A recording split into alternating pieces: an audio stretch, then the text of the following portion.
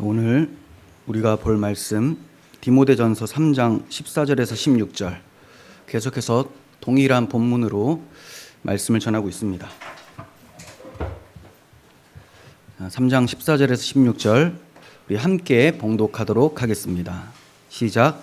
내가 속히 내게 가기를 바라나 이것을 내게 쓰는 것은 만일 내가 지체하면 너로 하여금 하나님의 집에서 어떻게 행하여야 할지를 알게 하려 함이니 이 집은 살아계신 하나님의 교회요 진리의 기둥과 터니라. 크도다 경건의 비밀이여 그렇지 않다 하느니 없도다. 그는 육신으로 나타난 바 되시고 영으로 의롭다 하심을 받으시고 천사들에게 보이시고 만국에서 전파되시고 세상에서 믿음 받으시고 영광 가운데서 올려지셨느니라. 아멘. 네, 오늘은 경건의 비밀 세 번째 시간 부활 교리에 대해서 살펴보도록 하겠습니다. 바울 사도가 교회의 경건의 비밀을 바르게 알고 굳게 붙잡는 데 있다는 것을 가르쳐 주고 있어요. 경건의 비밀이 무엇이냐? 우리가 계속해서 살펴본 바로는 복음 진리다. 복음 진리다. 그래서 교회를 진리의 기둥과 터라고 얘기를 했습니다. 그러니까 이 복음을 굳게 세우고 지켜내야 될 사명이 교회에게 있고 이 복음에 확고하여 굳게 지켜내며 살아갈 때 그 교회는 경건함이 나타난다라는 것을 가르쳐주고 있죠. 이 복음에 대해서 이 경건의 비밀에 대해서 16절에서는 크게 4단계로 설명을 해 주셨는데 자, 그 점이 우리가 계속해서 살펴본 바대로 첫 번째는 성육신이죠. 하나님의 성육신. 두 번째는 성육신하신 주님이 십자가를 지시고 우리의 모든 죄를 대속하여 죽으셨다. 대속교리, 속죄교리였습니다. 그리고 이렇게 죽으신 분이 끝이 아니라 부활하셨다. 다시 살아나심으로 하나님 아들로 선포되시고 그분이 하나님의 아들이심, 의로우신 분이심을 확증하셨다. 부활교리가 있었습니다. 그리고 부활하신 주님은 이제 원래 계신 그 영광의 자리로 돌아가셔야 되기 때문에 승천하시죠. 성육신과 대속교리와 그리고 부활하심과 승천, 이렇게 크게 4단계가 복음의 핵심이라고 말씀을 드렸습니다. 그 사이에는 더 자세한 복음의 내용들이 있지만 바울 사도가 또 사도들이 전파했었던 이 복음은 이렇게 크게 4개로 말씀을 드릴 수가 있습니다. 지난 시간에는 우리가 성육신에 대해서 그리고 대속에 대해서 배웠었죠. 한번 다시 점검을 했으면 좋겠습니다. 성육신은 누가 성육신 하신 것이냐? 그냥 육신이 아니라 성육신이잖아요. 거룩하신 하나님께서 육신을 입고 인간이 되셨다는 거예요. 그 이유가 뭐냐? 죄 문제를 처리하기 위해서. 죄를 누가 지었느냐? 인간이 지었다. 인간이 지었기 때문에 죄를 범한 본성이 그 죄값을 담당해야 된다. 이것이 하나님의 공의의 법이었습니다. 그런데 인간 중에는 죄를 담당할 인간이 없었어요. 자기도 죄인이고 다른 사람의 죄 또한 짊어질 수 있는 능력도 없었습니다. 하나님의 형벌은 영원한 죽음이기 때문에 영원한 죽음을 다 치르고 나서 살아날 수 있는 온전한 인간, 의인 아무도 없었다라는 거죠. 하나님만이 참 의를 가지신 분이시고 하나님만이 살아나실 수가 있습니다. 그러므로 하나님의 그 엄중한 진노를 감당할 죄를 지은 본성, 인간이 아무도 없었어요. 그래서 하나님께서 인간으로 오시기로 창세전에 작정을 하시고 작정하신 대로 오셨던 것이죠. 인간으로 오실 때 누구의 몸에서 나옵니까? 하나님께서 그리스도를 인간으로 보내실 때 그리스도의 인성을 조성하시기 위하여 마리아의 태에서 그를 잉태시키십니다. 그때 죄의 오염이 들지 않도록 성령께서 막으시고 성령께서 잉태하사 인간으로 오게 하십니다. 그래서 이렇게 오신 예수님은 본성을 어떻게 가지고 계시느냐? 신성과 인성을 가지고 계신다. 신성 100%, 인성 100%로 신인이시다. 그러니까 신성과 인성을 가지신 참 하나님이시면서 참 인간으로 오셔서 우리의 모든 죄를 대속하여 죽으셨다. 이것이 대속교리였습니다. 지난 시간에 했죠. 예수님이 죽으신 것만이 아니라 예수님께서 사심도 중요합니다. 그런데 사신 이유도 대속적 삶을 사신 거죠. 성육신의 요인이 무엇이냐? 성육신이 발생한 이유는 대속을 위해서 성육신 하셨죠. 살아가신 이유도 대속을 위해서 우리의 모든 죄를 짊어지시고 살아가신 거예요. 체휼하신 거죠. 우리의 모든 죄를 동일하게 경험을 하신 겁니다. 그리고 도망가신 것이 아니라 끝까지 사랑하심으로 죽으셨어요. 그래서 대속하여서 우리의 모든 죄를 하나님 앞에서 없이 하셨습니다. 자, 이러한 예수님의 행동은 하나님을 사랑하시고 인간을 사랑하셔서 행하신 행동, 대속을 위해 성육신 하셨고 대속을 위해 사셨고 대속을 위해 죽으셨기 때문에 이것을 하나님 사랑, 이웃 사랑이라고 하고 이것을 율법의 완성이라고 한다고 말씀을 드렸죠. 그래서 예수님의 의는 율법 지킴이고 예수님이 우리를 용서하시는 것은 속죄는 십자가에서 이루어진다라고 이렇게 나누는 것은 잘못된 신학이라고 말씀을 드렸습니다. 오직 그리스도께서 성육신하신 것, 살아가신 것, 죽으신 것 모두가 다 대속의 의미가 있고 하나님 사랑, 이웃 사랑, 율법을 이루시는 것이다. 그래서 속죄가 곧 의다라고 말씀을 드렸어요. 다 속죄가 이루어지고 난 것을 가리켜서 법정적 선언이 의롭다라는 거였어요.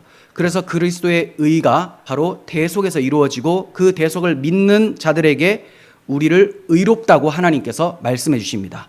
이것을 칭의라고 해요. 자, 여기까지 말씀을 드렸어요. 어렵습니까? 어렵죠? 네. 계속 들으셔서 그냥 외워버리셔야 됩니다. 이러한 어떤 문장들을 외워버리셔야 돼요. 네. 안 어려우실 줄 알았는데 표정이 어려우셔서 제가 좀 어렵네요. 자, 이제 부활교리에 대해서 살펴보도록 하겠습니다. 자, 부활은 오늘 말씀에서는 16절 하반절에서 영으로 의롭다 하시고에 담겨져 있습니다. 이 영으로 의롭다 하심의 전제는 십자가에서 죽으심도 먼저 전제를 두고 죽으시고 나시니 이제 부활을 하시죠. 부활하심으로 이제 의롭다 하심을 받으셨다 이런 뜻인데, 자, 먼저 영이라는 것은 영으로, 이 말은 성령으로예요. 성령으로. 그러니까 성부께서 성령을 통하여 아들 하나님을 죽은 자 가운데서 살리셨다, 이런 의미입니다. 그러니 그리스도께서 스스로 살아나신 것이 아니라 아버지께서 성령으로 살리신 겁니다. 이거 이해를 잘 하셔야 됩니다. 그리스도께서 부활하신 것이 그리스도의 사역이냐? 아니에요. 그리스도의 사명은 십자가에서 죽으심까지입니다. 죽으심.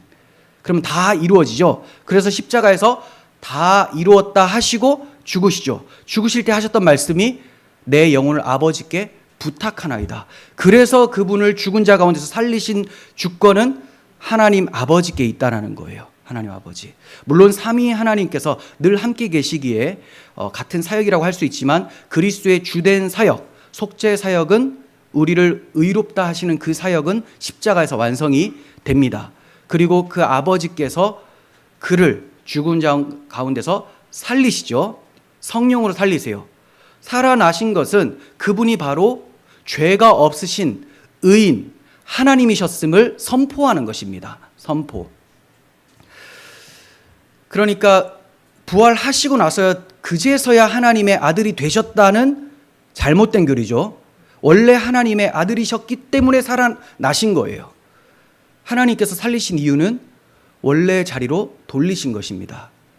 하나님께서 예수 그리스도를 살려내신 이유는 원래 그분이 하나님이시기 때문에 원래 자리로 돌리신 거예요. 왜 원래 자리로 돌아가야 되느냐? 자, 하나님의 아들이시니까, 그리고 맡은 사명을 완전히 다 완수하셨기 때문에 돌아가시는 거죠. 완수가 안 됐으면 지금도 계속 무덤에 계셔야 되는 거예요. 완수되었기 때문에 원래 자리로. 원래 자리는 어디냐? 하나님의 자리죠. 그래서 부활하시고 영광 중에 오르시는 거예요. 승천. 승천 이후에 하나님 보좌 우편에 앉으시죠. 이걸 우편제위라고 해요. 뭐 똑같은 건데 한문으로 그냥 말을 한 거예요. 우편에 앉으셨다. 그 영광을 받으셨다라는 거죠. 네. 예수님이 이루신 대속 사역이 의로운 행동이었음을 부활하심을 통해서 나타내 보이신 거예요. 예수님이 이루신 그 사역이 의로운 행동이었다. 이걸 부활로 나타내셨습니다. 예수님의 의로운 행동은 율법의 요구를 다 이룬 것이었죠. 그러니 의의 행동입니다. 율법의 요구가 무엇이에요? 두 가지로 제가 말씀을 드렸습니다. 죄인에게는 공의로운 심판을 받아 죽어라. 예수님이 대신 죄인이 되셔서 심판을 받으셨죠. 네, 이거 이루셨어요. 그리고 의인에게는 율법은 무엇을 요구하십니까? 하나님 사랑, 이웃 사랑을 요구하시죠. 예수님이 하나님을 사랑하고 이웃을 사랑하셨죠. 어떠한 방식으로? 대속의 방식으로 하신 거예요. 그래서 율법의 요구를 의인과 죄인에게 요구하는 이 모든 것을 예수님이 십자가에서 다 이루셨으므로 그분의 행동이 의의 행동입니다. 그 결과 우리에게 영생이 확보가 된 거예요. 이렇게 우리가 영생을 얻게 되었다라는 것, 그분의 행동이 의로운 행동이고 이제 그 의로운 행동 때문에 우리가 영생에 이르게 되었다라는 것을 선포하신 사건이 부활이에요. 이 그리스도의 부활 때문에 이제 우리의 몸도 장래에 부활하게 될 것을 우리는 소망하며 기다리게 됩니다. 자, 그분의 부활은 죄값을 다 지불하시고 이제 원래 하나님의 자리로 돌아가신 거라고 말씀을 드렸죠. 그러므로 인류 구속을 위해서 죽은 예수님이 바로 하나님의 아들이시고 주와 그리스도이심을 나타내 보이신 사건이 부활입니다. 자, 그분이 하나님의 아들이시고 주와 그리스도. 이거 베드로가 예수님을 처음 고백할 때 했던 표현이죠. 주는 그리스도시요 살아계신 하나님의 아들이십니다. 그런데 베드로는 그 당시 올바른 고백을 했지만 어떤 방식으로 예수님이 그것을 드러내실 것을 전혀 알지를 못했어요. 십자가에서 죽으시고 죽으신 예수가 부활하심으로 주와 그리스도, 그분이 하나님의 아들이심이 나타난다는 것을 알지 못했기 때문에 십자가를 만류했죠. 안 됩니다. 그리 못합니다. 그랬더니 십자가를 지지 못하게 막는 것을 가리켜서 예수님은 네가 하는 행동은 사탄의 행동이다. 사탄아 내 뒤로 물러가라 라고 하셨던 것이죠. 그러므로 예수 그리스도가 바로 하나님의 아들이심을 선포하는 것이 하나님의 일이고 이것을 막는 것이 사탄의 일, 적그리스도의 일이라는 거예요. 그러므로 그리스도의 성육신과 속죄 사역과 부활하심에 대해서 실제적 사건이 아니다라고 하는 사람들은 다 적그리스도의 영을 가진 사람들이 됩니다. 자, 이렇게 예수님은 하나님의 아들 그리스도이심을, 주님이심을 부활 사건으로 나타내 보이셨습니다. 로마서 1장 4절에서도 성결의 영으로는 죽은 자 가운데서 부활하사 능력으로 하나님의 아들로 선포되셨다라고 해요. 자, 선포. 죽은 자 가운데서 살리시는 이의 능력, 하나님의 능력이 이제 예수님을 하나님의 아들로 선포하시고요. 그 다음 뭡니까? 곧 우리 주 예수 그리스도시다. 주 예수 그리스도. 사람들에게 비난을 받고 하나님의 율법에 의해 저주를 받아 죽은 그 예수가 우리의 구원자 그리스도시고 주님이다. 그분이 하나님의 아들이었다. 이게 부활로 나타난 겁니다.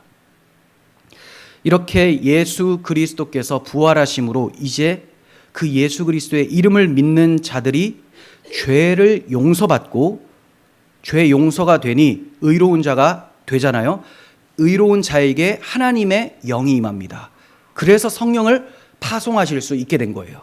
속죄가 이루어지니 의로운 상태인 자에게 성령을 보내셔서 이제 하나님의 구원을 확증하고 그 구원을 끝까지 지켜내십니다.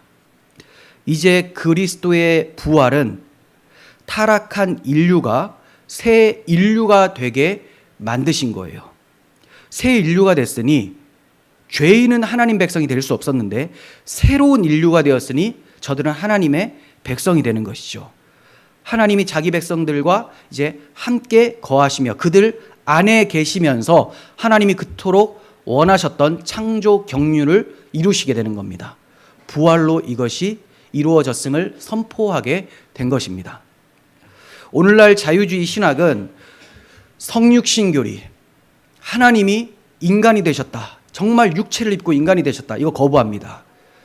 그분이 인간의 몸으로 실제적으로 죽으셨다. 이것도 거부해요. 이것을 거부하니 당연히 부활도 거부를 하죠. 부활도.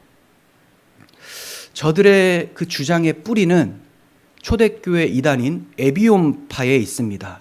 이 에비온파들은 하나님의 성육신을 부정했어요. 이 점에 있어서는 현대 자유주의신학과 동의를 해요. 그죠? 그런데 좀 차이점이 있어요. 이 에비온파는 예수님이 단순히 인간 예수지만 도덕적으로 굉장히 탁월하셨기 때문에 이 탁월성을 하나님께서 인정하시고, 그러니까 인간이 참 대단한 인간이었기 때문에 하나님이 인정하시고 세례시에 특별한 은혜를 베풀어 주셔서 그 은혜를 받은 인간 예수가 기적도 행하고 사람들에게 죄인으로 몰려서 죽었지만 그 특별한 은총 때문에 부활할 수 있게 되었다. 이렇게 얘기를 합니다. 그러니까 부활을 주장을 하죠. 물론 이 부활은 하나님이기 때문에 부활이 아니에요. 특별한 인간의 도덕성이 너무나 탁월했기 때문에 그냥 하나님이 살려주셨다. 그러니까 말 같지도 않은 부활이지만 어쨌든 부활은 얘기를 해요. 근데 오늘날 자유주의 신학은 이 부활 자체를 거부를 합니다. 그 부활은 관념론으로 빠져 있어요. 그냥 하나님의 아들이 살았다라고 하는 제자들의 선포가 곧 부활이다. 원래 부활은 실제적이지 않은데 저들이 그렇게 믿었기 때문에 믿는 그것이 그냥 부활일 뿐이다. 이런 이제 궤변을 얘기를 합니다. 철학적이죠. 네, 그래서 자유주의 신학은 다 철학 배경 위에서 세워지게 되는 거예요. 이들은 부활이나 승천이나 하나님의 아들 이런 표현들이 다 인간 예수의 도덕적 탁월성을 여럿으로 표현한 것이다. 이렇게 주장을 합니다. 그러니 우리와 완전히 다르죠. 그러니까 이 사람들도 입에서는 성육신, 죽음, 부활 이거 얘기를 해요. 그런데 그 내용이 달라요. 그러니까 얼핏 들으면 저분도 부활을 인정하는구나. 에비온파도 부활 인정하잖아요. 하나님으로서 그분이 부활하셨다. 이거를 인정을 안 한다는 거예요. 그래서 잘 들어야 됩니다. 우리가 이렇게 잘 듣고 집중해서 정리를 하셔야지만 이단 교리 거기에 빠지지 않아요. 뭐 신천지나 JMS 이런 것만 이단이 아니라 예수 그리스도께서 육체로 오심을 부정하는 자마다 다 적그리스도다라고 하셨잖아요.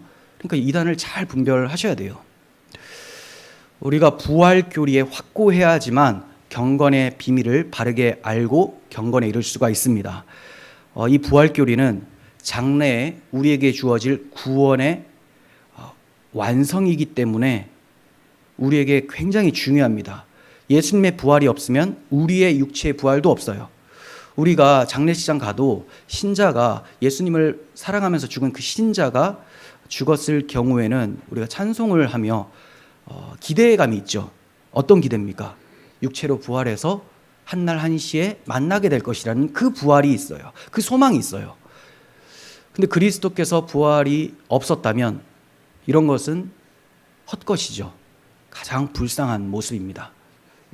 정신병자가 되는 거예요. 근데 그리스도께서 정말로 육체로 부활하셨기 때문에 우리도 그러한 소망을 가질 수가 있게 된 것이죠. 이 부활 교리에 대해서 조금 더 자세하게 말씀을 드리도록 하겠습니다. 예수님은 본래 하나님이신데 무죄한 인간이 되셨습니다. 무죄한 자로서 우리의 죄를 대속하시기 위하여 대속의 삶을 사셨고 십자가에서 모든 죄를 짊어지시고 죽으셨어요. 이렇게 죄값이 완전히 지불되었기 때문에 죄의 세력이 괴멸당했습니다. 죄의 세력. 마귀는 죄를 가지고 우리를 공격하거든요. 너 죄인 아니냐? 너 죄인 아니냐? 너 죄인이기 때문에 사망에 있어야 된다. 이 죽음에 대해서 항상 두려움을 갖고 있고 마귀는 이 죽음을 사용해서 사망을 사용해서 사람들을 종처럼 부립니다. 그런데 이 사막이라는 놈이 죄로 인해서 역사한다고 했잖아요. 근데 예수님이 죄값을 다 갚아버렸어요. 그러면 사망이 더 이상 왕노릇할 수가 없게 되죠. 없게 됐으니 죄의 세력, 사망이 괴멸되니 사망이 떠나가니 그 자리에 생명이 들어오게 되는 겁니다. 사망이 더 이상 예수님을 주장할 수가 없게 되었어요. 예수님이 죽으셨어요. 죄값을 다 짊어지고 죽으셨어요. 죽으셨으니까 사망이 물러가죠. 원래 생명이신 분이 이제 살아나시면 되는 거예요. 로마서 6장 9절. 이는 그리스도께서 죽은 자 가운데서 살아나셨음에 다시 죽지 아니하시고 사망이 다시 그를 주장하지 못할 줄 알미로라. 네, 그분이 살아나신 것은 완전히 죄 문제가 해결되었기 때문에, 그래서 살아나신 거다. 그러니 다시 죽을 이유가 없다. 완전히 죄값이 치러졌는데 왜 다시 죽냐? 사망이 다시 그를 주장할 수 없게 되었다. 그러니 우리도 더 이상 사망이 주장할 수 없게 되려면 그리스도 안에 쏙 들어가면 됩니다. 그죠? 그러면 사망이 주장하지 못하는 예수 그리스도 안에 있기 때문에 우리는 사망과 상관없는 자로서 하나님에 대해서 살고 그분을 위해서 이제 살아가게 된 거예요. 디모데후서 1장 10절 보시면 이제는 우리 구주 그리스도 예수의 나타나심으로 말미암아 나타났으니, 자, 그리스도의 나타나심, 그분이 약속대로 인간으로 오심으로 인하여, 이런 뜻이에요. 뭐가 나타났습니까? 자, 복음이 나타났다. 복음의 권세가 어떠한지가 나타났다. 이 점을 이어서 얘기를 하는데요. 그는 사망을 패하시고 십자가에서 죽으심으로 사망을 패하시고 복음으로써, 자, 이건 부활을 나타내는 거죠. 부활로써 생명과 썩지 아니할 것을 드러내신지라. 복음은 예수 그리스도께서 십자가에서 죽으시고 부활하심까지입니다. 부활까지가 복음이에요. 십자가에서 죽으시고 부활하지 못하셨으면 그건 복음이 될 수가 없어요. 그런데 그리스도의 사역은 십자가에서 완수가 됩니다. 그렇죠?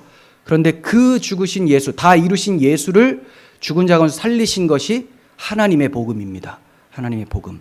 그래서 복음으로써, 부활로써 생명과 썩지 않아야 할 것을 드러내셨다라고 말씀을 하고 있습니다. 그리스도의 죽으심은 의의 행동이셨습니다. 의의 행동이라는 말은 그분이 우리의 죄를 대속하셨다라는 의미예요. 그분이 우리의 죄를 대속하시고, 다른 말로는 하나님을 사랑하고 이웃을 사랑하심으로 의를 이루셨죠. 의를 이루신 겁니다.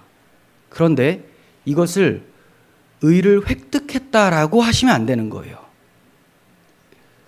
주님께서는 원래 의로우신 분이기 때문에 자신이 의로우심을 이 땅에서 실행하셨습니다. 의로우신 상태대로 사신 거예요. 살았더니 무엇과 일치가 되느냐? 율법과 일치가 돼요. 왜냐하면 율법이 요구하는 것이 하나님 사랑, 이웃 사랑이지 않습니까? 그러니까 예수님의 삶이 율법과 일치가 돼요. 율법은 그럼 무엇을 말하고 있었느냐?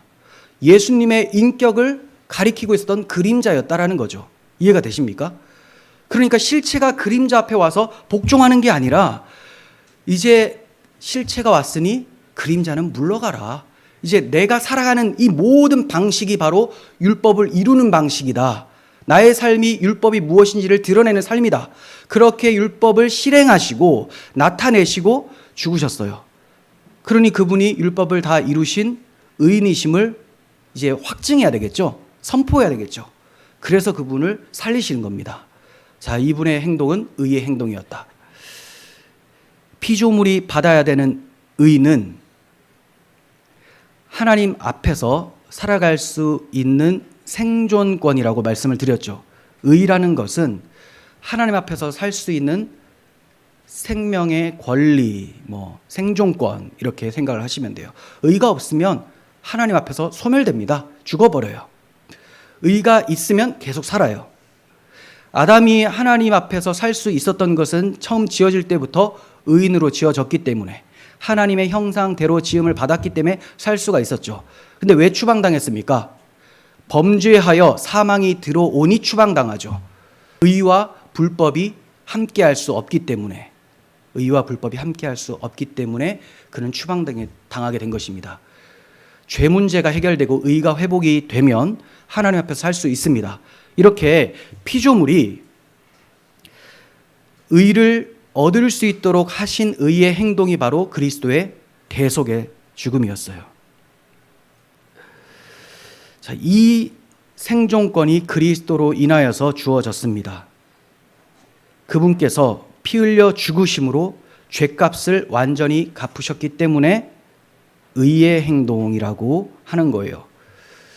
그분의 의로, 그분이 이루신 행동, 그것으로 또 더 정확하게는 원래 그분이 가지고 있었던 그 의로, 그죠? 원래 의로우신 분이 자기 의를 나타내신 거잖아요.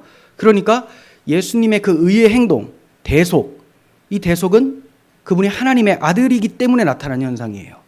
그래서 그것을 믿음으로, 그분이 하나님의 아들이시고 나의 모든 죄를 위하여 대속하셨다는 것을 믿으면 그분의 의가 나의 의가 되는 거예요. 이것을 칭의라고 합니다. 하나님의 법정에서 네가 내 아들 예수의 의를 가졌으니 내가 의롭다고 얘기해 주겠다. 실제적으로 우리가 의로운 자가 아닌데 그분의 십자가의 대속을 믿으니, 그분이 하나님의 아들이심을 믿으니 그것을 우리의 의로 여겨주시는 거죠. 이게 칭의예요. 그리스도께서 죄값을 갚으심으로 의를 이루셨기 때문에 의인으로서 부활을 하셨습니다. 사명을 완수하셨기 때문에 본래 자리로 돌아가신 것이 부활이에요. 자, 그러면 그리스도께서 부활을 하실 때 육체로 부활을 하시죠. 이 육체는 어떠한 육체냐? 신령한 육체입니다. 영체라고 해요. 영체. 영화로운 몸 또는 신령한 몸, 신비로운 몸, 이런 거예요. 자, 이 몸은 새하늘과 새 땅에서 거주할 수 있는 신비로운 몸입니다. 새하늘과 새 땅은 아직까지 우리에게 오지 않았죠. 우리가 가야 될 천국이 새하늘과 새 땅이에요. 그 천국에서 거주할 수 있는 상태의 몸이에요. 자, 이 몸의 특징은 시공간을 초월을 합니다. 시간을 초월하고 공간을 초월을 해요. 그래서 예수님이 부활하시고 제자들에게 나타나셨을 때 제자들이 예수의 부활의 몸을 굉장히 이상하게 느낍니다. 왜냐하면 이 땅의 방식이 아니거든요. 시공간을 막 초월해요. 그들이 두려워서 문을 닫고 있는데 문을 막 통과해서 들어오시고 자기들보다 먼저 갈릴리로 막 도착해 계시고 이런 걸 통해서, 그리고 막 승천하십니다. 하늘 위로 막 올라가세요. 어떻게 이럴 수가 있느냐? 이해가 안 되는 거죠. 왜냐하면 자기들은 지금 이 세상의 방식으로 거기에 적합한 몸으로 살고 있는데 부활하신 예수님의 몸은 신비한 방식이에요. 예수님은 부활을 하실 때 옛 세계의 방식으로 돌아오신 것이 아니라 새 세계의 거주자로 부활을 하신 거예요. 새하늘과 새 땅에 걸맞는 몸으로 부활을 하신 거예요. 제자들 입장에서 굉장히 황당합니다. 만났다가 대화도 잘했어요. 그런데 갑자기 사라져버리는 거예요. 시공간을 초월합니다. 그러니 이제 제자들이 막 혼란스럽고 이해할 수가 없는 거죠. 도마 같은 경우는 내가 예수님을 직접 만져보지 않으면 믿지 못하겠다 했는데 예수님을 만져보았어요. 정말 그에게는 특별한 은혜가 있어서 그는 예수님을 당신은 나의 주님이십니다 라고 고백을 하게 되죠. 정말 은혜입니다, 이거는. 그런데 대부분은 그리스도의 부활하신 몸을 대하고 나서는 오히려 의심하는 자가 많았더라라고 마태복음 28장 후반부에 말씀을 하고 있어요. 오히려 의심하는 자가 많았다. 왜 그럴까요? 우리랑 비슷한 몸과 같은데 뭔가 또 달라요. 그러니 이해할 수가 없어요. 그러니 주님의 부활하신 몸을 나는 완전히 이해해서 여러분들에게 말씀할 수 있습니다 하면 이거는 정상이 아니겠죠. 그냥 성경이 말하는 데까지 신비로운 몸이다. 시공간 초월하고, 또 시공간을 초월하고 문도 통과하는데 그러면 식사를 하시면 막 밥이 뚝뚝 떨어져야 될 거 아닙니까? 근데 또 소화는 또 돼요, 이게. 그러니까 모르겠다라는 거예요. 모르겠다가 맞아요. 그냥 신비한 몸으로 부활을 하신 거예요. 우리가 그러한 몸을 새하늘과 새 땅에서 입게 됩니다. 자, 새 인류의 머리로서 그리스도는 부활을 하셨습니다. 그러니 그냥 단순한 개인으로서 내가 이제 살았다, 감사합니다, 이게 아니라 새 인류의 머리로서 부활을 했어요. 그러면 머리가 부활했으니 몸도 당연히 부활이 되겠죠. 교회는 그분의 몸이에요. 머리가 부활했으니 우리도 반드시 부활할 것을 확실하게 된 거예요. 그래서 그리스도의 부활은 우리의 부활을 보증하고 보장하고 확정합니다. 그리스도께서 잠자는 자들의 첫 열매가 되셨다고 성경은 말씀해요. 첫 열매. 그 다음 열매들은 이제 우리들이죠. 우리도 일어나게 될 것을 말씀해 주신 거예요. 고린도전서 15장 22절 이하를 봅니다. 아담 안에서 모든 사람이 죽은 것 같이 그리스도 안에서 모든 사람이 삶을 얻으리라. 그러나 각각 자기 차례대로 되리니 먼저는 첫 열매인 그리스도요, 다음에는 그가 강림하실 때 그리스도에게 속한 자요. 네. 그러니 그리스도를 믿고 죽은 자, 믿었지만 아직 죽지 않은 자, 그 두 부류가 다 그리스도께서 강림하실 때 호련히 몸이 변화되어 그리스도의 부활체와 같이 신비한 몸으로 변화되어서 새하늘과 새 땅에 들어가게 되는 것입니다. 고린도후서 4장 14절, 주 예수를 다시 살리신 이가, 예수님이 스스로 살아나신 게 아니죠. 주 예수를 다시 살리신 이가 예수와 함께 우리도 다시 살리사 너희와 함께 그 앞에 서게 하실 줄 아노라. 자, 예수님이 살아나셨어요. 그러니 바울 사도가 우리도 살 것이다. 그런데 우리만 살 것이 아니라 너희들도 살 것이다. 이렇게 얘기해 주고 있죠. 우리 사도들, 유대인들 뿐만이 아니라 이방인 그리스도인 너희들도 살 것이다. 다 예수의 부활 때문에 이 소망을 갖게 된 것입니다. 이렇게 우리도 부활할 것을 그냥 그렇게 여겨라, 생각만 해라 라고 하신 것이 아니라 보장할 수 있도록 그리스도의 영을 부어주세요.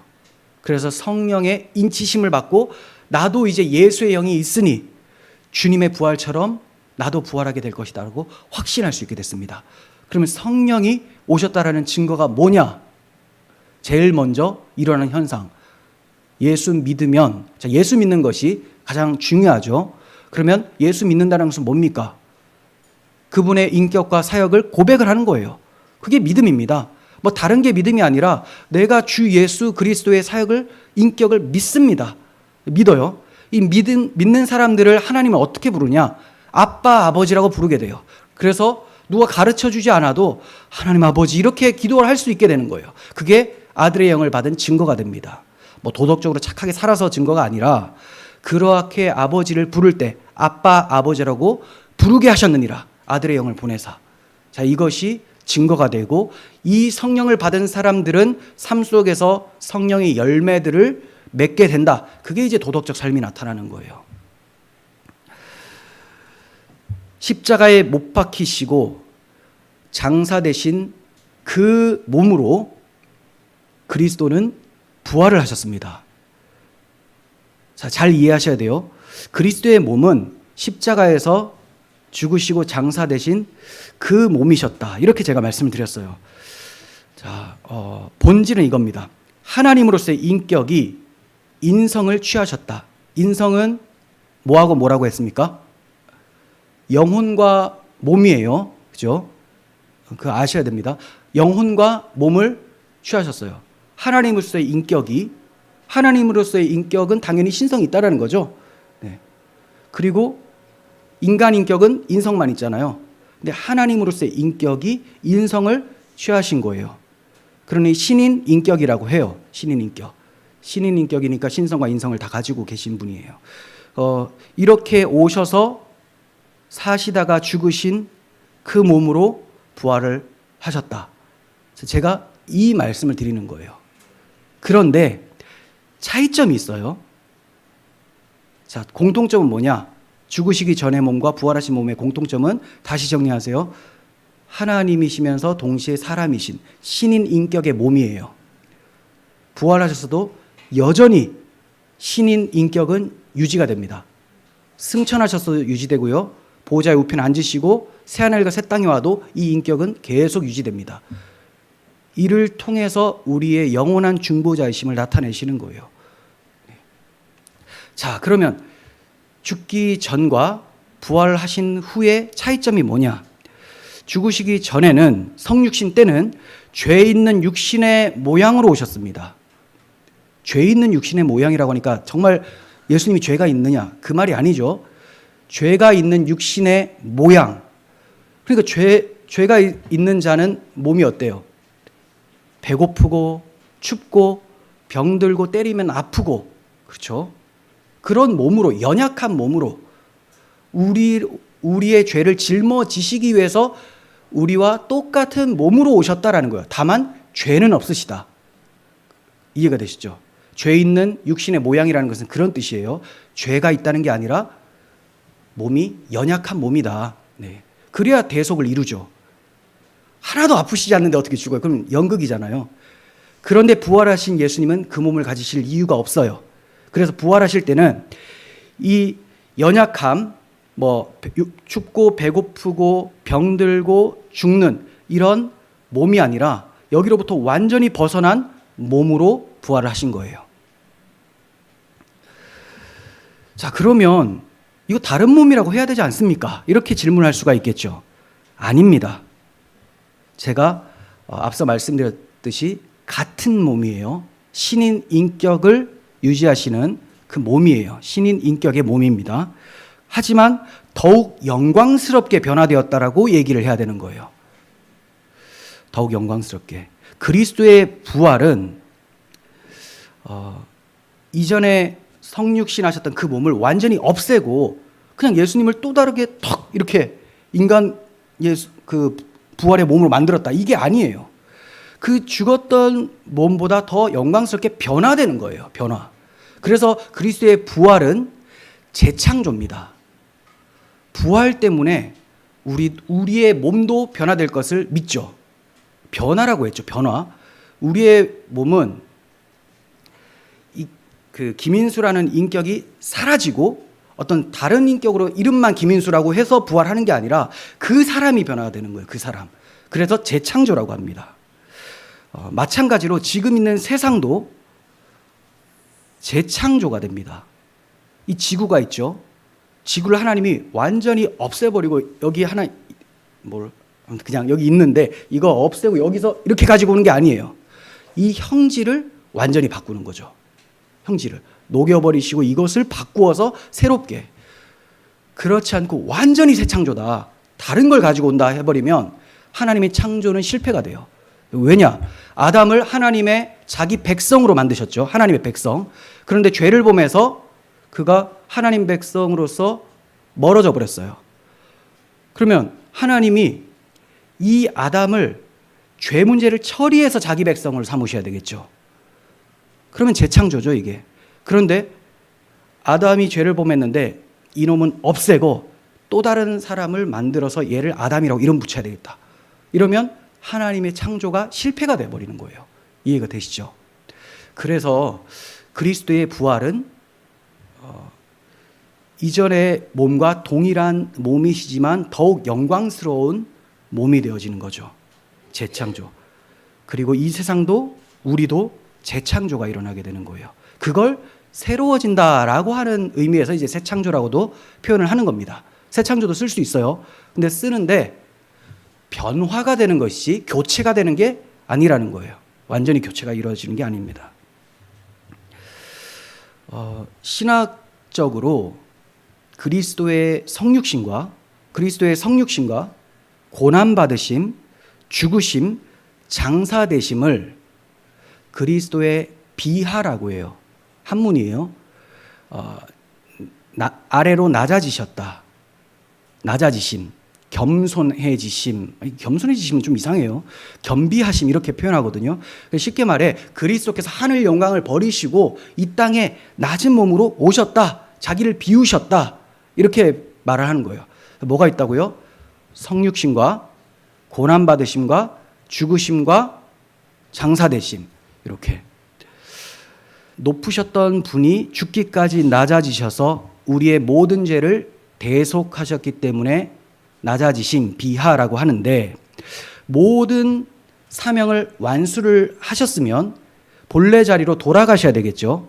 그러므로 부활은 낮아지심의 상태를 벗어버리고 원래 하나님의 존재 방식으로 돌아가는 것, 원래 하나님의 영광으로 돌아가는 것, 이것을 부활이라고 해요. 그래서 부활을 높아지심의 첫 단계라고 합니다. 높아지심, 이거는 승귀라고 하거든요. 승귀, 귀하게 높아지셨다, 높이 올리셨다 이런 뜻인데, 승귀는 부활하심, 승천하심, 우편 앉으심, 여기까지가 이제 높아지심이에요. 높아지심. 그러니까 부활이 낮아지심을 다 완전히 낮아지신 것이 장사되심이잖아요. 여기서 모든 사명이 완수되었음을 나타내는 것이 부활, 일어나셨습니다. 이제 이게 승귀의 첫 단계가 되어지는 거예요. 이렇게 부활하심으로 본래 하나님의 영광의 자리로, 또 영광의 권세로 돌아가시게 된 거예요. 그러니 반드시 오르셔야 되고, 올라가셨으면 앉으셔야 되겠죠. 왜냐하면 그분이 왕이잖아요. 왕이 권세로 통치를 하잖아요. 그래서 반드시 앉으셔야 돼요. 부활을 하셨는데 어디 가실 데가 없어서 지금도 구천을 떠들고 계신다, 이런 게 아니에요. 오르셔서 앉으셔야 됩니다. 아유, 우리 불쌍하게 왜 우리를 두시고 떠나가세요? 여기서 통치하시지. 그래서 고아와 같이 버려두지 않으시고 자기의 영을 보내주시고, 본인은 영광을 얻으시고 하나님 보좌 우편에서 지금도 이 땅에서 성령으로 하나님의 복음으로 통치하고 계신다는 것을 보여주시는 거죠. 그래서 예수님이 부활을 하시기 전에 제자들에게 하늘과 땅의 모든 권세를 내게 주셨다라고 말씀을 하셨던 거예요. 원래 자리로 돌아가니까 하나님 아버지께서 하늘과 땅의 모든 권세, 천지 대권을 주셨다. 우리가 큰 권세 주께 있으니 하잖아요. 큰 권세 주께 있으니, 이게 하늘과 땅의 모든 권세예요. 하늘의 영적인 존재나 땅의 피조물들, 인간들이나 모든 통치권들 다 그리스도의 손에 있다. 네. 그럼 이것을 그때 처음으로 받으신 것이냐? 아니, 원래 가지고 계셨던 그 권세를 버리고 오셨잖아요. 그리고 완전히 죽으시고 장사되심으로 완전히 낮아지셨어요. 이제 부활하심으로 원래의 권세와 영광을 아버지께서 회복을 시켜주시는 거예요. 아버지께서. 하늘과 땅의 모든 권세를 받으심으로 구약의 여호와의 칭호인 주라는 단어는 여호와께만 해당하거든요. 이 호칭을 공식적으로 받으시게 됐습니다. 그래서 초대교회는 탄생 시작 때부터, 교회가 탄생할 때부터 예수님을 주라고 고백을 해요. 주, 퀴리오스, 주 예수님, 이렇게 고백을 하게 됩니다. 부활로 죽음을 정복하시고 새 생명을 들여오심으로 그리스도는 믿는 자들의 생명의 주가 되셨어요. 그분을 믿으면 믿는 자들은 생명을 받게 됩니다. 천지 대권이라는 것은, 하늘과 땅의 모든 권세라는 것은 그리스도께서 심판할 자를 심판하시고 구원할 자를 구원하실 수 있는 권세를 가지셨다라는 말이에요. 이제 살고 죽는 것은 그리스도를 어떻게 대하느냐의 여부에 달려 있습니다. 그리스도와 그분의 복음을 받아들이면 영생이고, 그분의 복음을 거부하면 지옥이죠. 신명기 28장 30장에 생사화복이 나옵니다. 율법을 어떻게 대하느냐에 따라 생사화복이 결정된다고 하는데, 그 율법이 무엇을 가리키고 있었다고 했습니까? 예수 그리스도의 인격과 사역, 예수 그리스도와 그분의 복음을 어떻게 대하느냐에 따라서 생사화복이 결정이 되어진다는 거예요. 지금 우리가 율법 조문을 하나씩 지켜서 생사화복이 결정되는 게 아니라, 예수님을 믿으면 율법을 다 이룬 자가 되어 율법이 가리키고 있었던 그리스도의 의를 받아서 영생에 이르게 됩니다. 그래서 예수님은 생사화복이 자기에게 있다, 내가 하늘과 땅의 모든 권세를 가졌다라는 것을 스스로 말씀하시기를 계시록에서 이제 세세토록 살아있어 사망과 음부의 열쇠를 가졌다, 이렇게 말씀을 하신 거예요. 사망과 음부의 권세. 그리스도는 부활의 권세로, 부활의 권세는 천지 대권이죠. 부활의 권세로 마침내 인류를 새 인류로, 그리고 이 세상을 새로운 세상으로 변화시키실 것입니다. 지금 우리는 부활하신 예수 그리스도를 믿어요. 믿으니 우리도 부활을 했어요. 어떤 면에서 영적으로 변화가 됐죠. 죽었던 영혼이 살았어요. 거듭났습니다. 하지만 마지막 날에는 우리의 영혼뿐만이 아니라 그 영혼에 걸맞게 우리의 몸도 거룩하게 새 몸으로 변화될 것입니다. 그렇게 되면 하나님께서 원하셨던 새 인류가 완성이 됩니다. 재창조가 완성이 되는 거죠. 그리고 모든 창조를 변화시켜 이 부활체, 새 인류가 살 수 있는 땅을, 하늘을 만드세요. 그게 새하늘과 새 땅이에요. 그렇게 되면 창조 경륜이 이루어지게 되죠. 창조 경륜이 뭐라고요? 창세전에 하나님이 자기 백성을 만드셔서 자기 나라를 세우시겠다. 하지만 죄로 그 계획이 틀어질지라도 아들을 보내서 죄 문제를 해결하고 다시 회복시켜 주시겠다. 이것이 그리스도의 부활로, 그리고 다시 오셔서 우리의 영혼뿐만 아니라 육체까지도 변화시켜서 또 이 땅도 변화시켜서 창조 경륜을 완성시키신다. 이게 하나님의 계획입니다.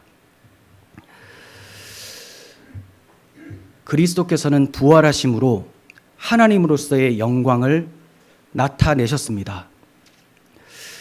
사실 사도 요한은 자기 책에, 요한복음에 그리스도가 성육신 하실 때부터 영광을 가지신 분이셨다, 이렇게 기록을 하고 있어요.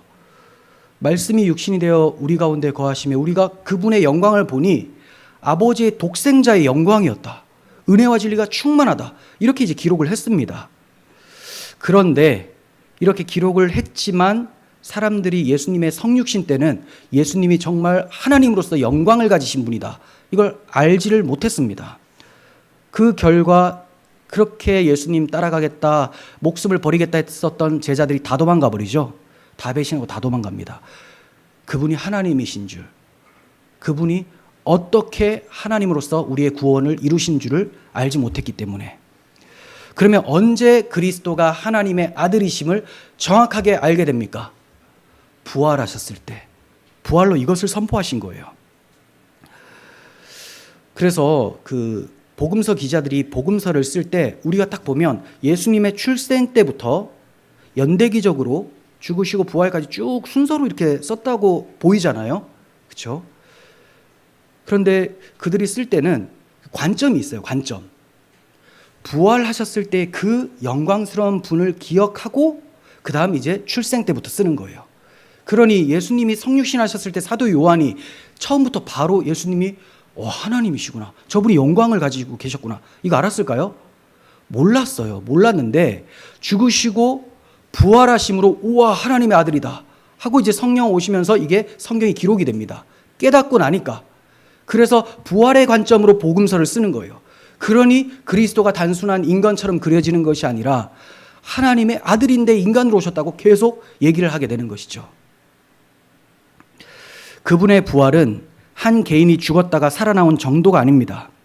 하나님으로서의 신분 확증이에요. 로마서 9장 5절 보시면 그는 만물 위에 계셔서 세세 찬양을 받으실 하나님이시다. 아멘. 세세 찬양 받으실 하나님. 하나님의 아들이 하나님이시죠. 근데 저는 정말 개인적으로 그래요. 하나님의 아들이라는 표현도 있고 아들 하나님이라는 표현도 있고 뭐 다 있어요. 그리고 그냥 하나님이라고도 표현합니다. 예수님을. 그런데 그냥 하나님이라고 표현할 때 정말 이게 가슴이 북받쳐 오르고 막 영광스럽게 느껴집니다. 그 창조주가 나를 위해서 죽으셨다. 그 우리 인간이 참 언어에 휘둘릴 수가 있기 때문에 하나님의 아들이 나를 위해서 죽으셨다 하면 하나님이 자기 희생을 하셨다라고 좀 생각을 잘 못하고 대신 그냥 아들아 네가 대신 가라 이런 느낌이 좀 든다는 거죠. 그게 아니에요. 아들 하나님 창조주 자신이 우리를 위해 죽으셨다. 그리고 부활하셨다. 네. 얼마나 큰 영광입니까? 빌립보서 2장 6절에서 그는 근본 하나님의 본체시나 이렇게 말씀합니다. 하나님의 본체. 골로새서 1장 15절 그는 보이지 아니하는 하나님의 형상이시오라고 합니다. 형상. 아담은 하나님의 형상대로 지어진 거예요. 하나님의 형상이 아니라 하나님의 형상대로 지어진 겁니다. 다시 말해 하나님의 어떤 속성을 좀 나타낼 수 있는 피조물로 지어졌다. 하나님을 닮은 피조물이다. 근데 예수님은 보이지 않는 하나님의 형상이라고 해요. 핵심은 보이지 않는다. 보이지 않는 하나님이 자기를 계시하셨다. 나타내 보이셨다. 이걸 형상이라고 하는 거예요. 예수님이 말씀이시죠. 태초에 말씀이 계시니라 했어요. 그 말씀이 하나님과 함께 계셨으니 말씀은 하나님이시다. 말씀이 없으면 태초에 계신 그 하나님을 알 수가 없어요. 피조물이 어떻게 보이지 않는 영이신 하나님을 압니까? 하나님이 자기를 나타내 보이신 것, 하나님의 자기 객관화, 자기가 이런 분이다라는 것을 나타내 보이신 분이 바로 예수님이에요. 하나님 자신이 이렇게 우리에게 나타나신 겁니다. 그래서 보이지 아니하는 하나님의 형상이라고 하는 거지, 뭐 아담도 하나님의 형상이었고 예수님도 하나님의 형상 똑같은 건가요? 이런 거 아닙니다. 보이지 않으신 하나님이 자기를 나타내 보이셨다. 자, 그리고 모든 피조물보다 먼저 나신 이시니, 이 말은 먼저 나셨다고 하니까 또 그러면 창조 때 예수님도 태어나신 거냐? 아니에요. 하나님의 본체라고 빌립보서에서 말씀을 했죠. 그리고 하나님이라고 우리가 살펴보았습니다. 그러니 이 표현은 뭐냐면 영원 속에서, 영원이라는 것은 하나님의 하나님이 계시는 방식이에요. 하나님의 존재 방식. 그러니까 영원은 시간이 없어요. 장소, 물질 아무것도 없고 하나님만 계신 상태가 영원입니다. 이 영원, 앞과 뒤, 시간 순서가 없죠. 이 영원 가운데 예수님은 아버지 안에 계셨다라는 거야. 아버지 안에. 원래부터 계셨던 그 하나님. 그래서 아버지로부터 나셨다라는 것은 아버지보다 나중에 만들어지셨다 이런 게 아니라 그 안에 계셨던 하나님을 얘기를 하는 겁니다. 자, 그리고 만물이 그에게서 창조되었다. 창조주라는 거죠. 창조주는 하나님이시죠. 네. 창조의 중보자라는 표현을 제가 썼어요. 성부 하나님이 직접 창조하시는 것이 아니라 아들을 통해서 창조를 하시죠. 아들을 통해서 성령 안에서 창조를 하십니다. 그래서 창조의 중보자. 만물이 그에게서 창조되되 만물이 다 그로 말미암고 그로 인하여 만들어지고 그를 위하여, 창조의 목적도 예수 그리스도를 위함입니다. 그래서 새 창조가 일어난 성도들은 반드시 예수 그리스도를 영화롭게, 우리의 찬송과 믿음 고백으로 영화롭게 해야 되는 거예요. 그게 우리가 새로 지음받은, 구원받은 목적입니다. 구원받았으니 이제는 내 마음대로 살아야 되겠다? 이거는 완전 시작부터가 없는 거예요. 그냥 없어요. 이건 복음하고는 아무 상관이 없는, 창조의 목적이 그리스도를 위하여서. 또한 그가 만물보다 먼저 계시고, 먼저 계셨다는 것도 원래 계셨던 분이라는 거죠. 만물이 그 안에 함께 섰다. 그러니 그분이 없으면 창조가 이루어질 수 없다. 설 수 있는 것도, 이루어지는 것도, 세워지는 것도 다 그리스도 안에서만 가능하다. 네. 그래서 땅이 혼돈하고 흑암이 깊음 위에 있고, 이런 상태가 구조도 없고 틀도 없는 상태. 그런데 빛이 있으라라고 하시는 그 말씀이신 예수님이 창조를 시작하신 그 안에서 터가 이루어지고 세워지는 것이 일어나게 되는 것입니다. 교회도 터가 이루어지려면, 교회가 출발을 하려면 그리스도의 복음이에요. 교회가 든든히 세워져 가는 것도 복음입니다. 그분을 위해서 살아가는 공동체, 교회입니다. 자, 이제 천사들에게 보이시고라는 말씀을 잠깐 전하겠습니다. 천사들에게 보이셨다라는 것은 예수님이 부활하신 빈무덤에 두 천사가 함께 있었음을 통해서 확증이 됐습니다. 사실 천사들이 그리스도의 부활만을 본 것이 아니라 성육신 때도 천사들이 서로 창화하여 이르되 이렇게 말씀하지 않습니까? 막 노래를 합니다. 다 봤어요. 그리고 예수님이 시험을 받으실 때도 천사들이 수종을 든다 이런 표현이 나오고, 또 부활하셨을 때, 승천하셨을 때도 천사들이 예수님의 곁에 계셨습니다. 그런데 본문의 문맥을 보면 천사들에게 보이시고라고 하는 것은 부활의 그 목격자로 천사들을 얘기를 하고 있어요. 이것을 강조하기 위해서, 부활을 강조하기 위해서 천사들에게 보이셨다. 왜 그럴까요? 하늘에서도 땅에서도 그리스도께서 부활하셨다는 것을 증명하고 있음을 독자들에게 알리기 위해서입니다. 너희들도 눈으로 봤지 않느냐, 그리스도의 부활을. 그런데 하늘에서도 이것을 봤다. 네. 하늘이여 들으라, 땅이여 들으라. 네. 귀를 기울이라. 그리스도께서 하나님의 아들이시다. 예. 천지의 대권, 창조주이심을 부활로 드러내셨다. 이걸 강조하기 위해서 천사들에게 보이시고라고 말씀한 거예요. 그리고 만국에서 전파되시고 세상에서 믿음 받으시고라고 합니다. 자, 이것은 그리스도의 성육신과 부활의 복음이 널리 전파되고 견고히 세워졌음을 나타내는 표현이에요. 선교적 차원으로 말씀한 거죠. 복음의 능력이 유대인뿐만이 아니라 이방인들까지도 확장되어지고 저들도 하나님의 백성이 되었다. 이걸 나타내기 위해서. 그래서 만국에서 전파되신 것은 이렇게 얘기를 하죠.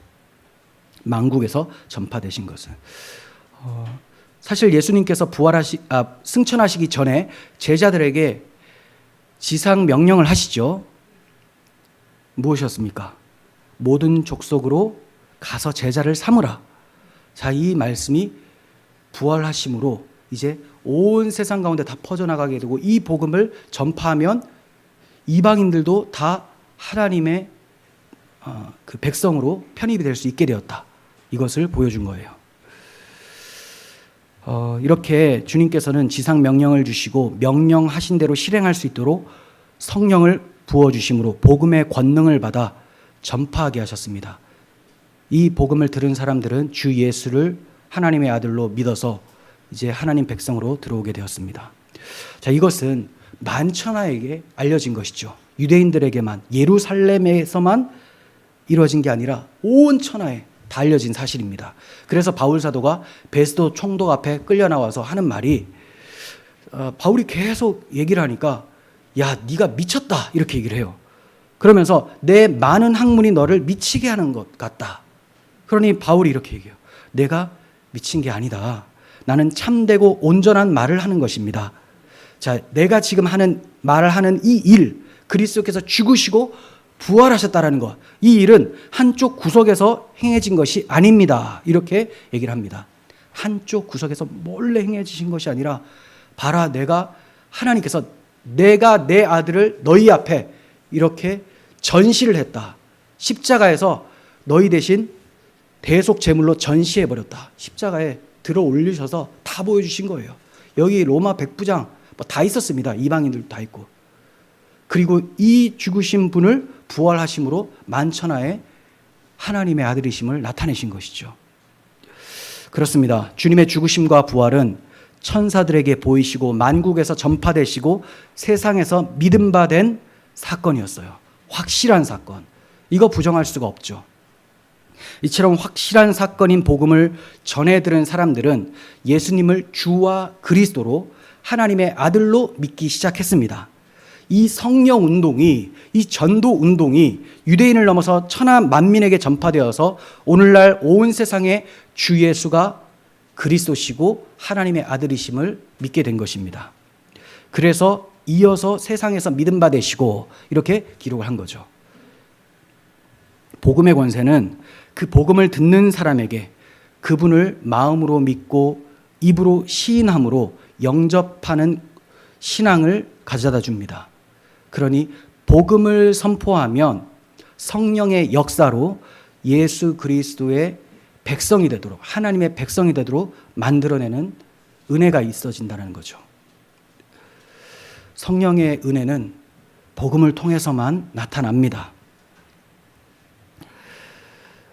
이제 부활하신 그리스도는 필연적으로 하늘에 오르셔야 마땅합니다. 왜냐하면 그가 부활하심은 옛세계의 질서로 돌아오신 것이 아니라 새 세계의 질서로 돌아오신 것이기 때문에 새 세계에 걸맞는 왕으로서 이제 영광을 받으셔야 돼서 올라가셔야 되는 거예요. 그리고 앉으시는 거죠. 따라서 그리스도의 부활의 필연적 귀결은 하늘의 오르심입니다. 하늘의 오르심. 우리 이 점을 다음 주에 살펴보게 될 거예요. 정리하겠습니다. 그리스도께서는 육신을 입고 이 땅에 나타나셨습니다. 인간이 되어 나타나셨어요. 그리스도께서 하나님의 아들이 성육신하지 않으셨다면 죽으심도 없었을 것이고, 그리스도의 죽으심이 없었다면 다시 사심도 없었을 것입니다. 다시 사심이 없었다면 그리스도인들은 이 세상에서 가장 불쌍한 사람이 되는 거예요. 매라는 매는 다 받고 사람들에게 모욕받고 우리가 그렇게 소망했는데 부활은 없고 얼마나 불쌍합니까? 그러나 그리스도의 부활은 만천하의 확실한 증거로 나타났습니다. 창조주 하나님이 자기 창조를 회복하시기 위해서 인간이 되셨어요. 우리의 죄를 대속하시기 위해서 성육신하셨고, 대속적 삶을 사시다가 대속적 죽음으로 끝까지 사랑하셔서 모든 죄를 대속하셨습니다. 십자가에서 우리의 모든 죄가 용서되었고 의가 이루어졌음을 선포하는 것이 그리스도의 부활 사건이에요. 그리스도의 하늘에 오르심은 영원히 살아계셔서 우리의 창조주이시며 구속주이시며 중보자라는 사실을 우리에게 확인시켜 줍니다. 지금 우리는 살아계신 주님을 믿음으로 바라보며 살아갑니다. 그리고 그 살아계신 하나님이 보좌 우편에 계시다가 자기 때, 가장 좋은 때에 우리를 다시 찾아와 주셔서 부활하신 몸과 같이 우리를 변화시켜 주시고 자신이 영광 중에 계신 그 나라로 인도해 들이실 것입니다. 우리는 그 재림의 주를 기다리며 살아갑니다. 이 복음을 믿으며 살아가는 것이 교회의 경건이고, 이 복음이 바로 경건의 비밀입니다. 이 경건의 비밀인 복음에 확고하시기를 바랍니다. 기도하겠습니다. 거룩하시고 사랑이 충만하신 하나님, 공의로운 그 하나님의 진노를 우리에게가 아니라 그 아들에게 내리시고 그 아들이 이 모든 것을 감당하셨다는 증거로 부활을 일으키심에 감사를 드립니다. 부활이 우리의 영생의 소망이 되었습니다. 이 땅에서 우리가 많은 어려움이 있더라도 육신의 연약함으로 힘들고 지칠 때가 있고 낙심될 때가 있더라도 주님이 다시 살아나셨다는 이 부활의 복음을 생각하면 일어날 수 있는 힘을 가집니다. 주님, 우리의 믿음을 더욱더 강건케 하여 주시고 주 예수께서 나를 위해서 죽으신 분, 나를 위해 부활하신 분이심을 믿으며 살아가게 하여 주시옵소서. 우리 구주 예수 그리스도의 이름으로 기도합니다. 아멘.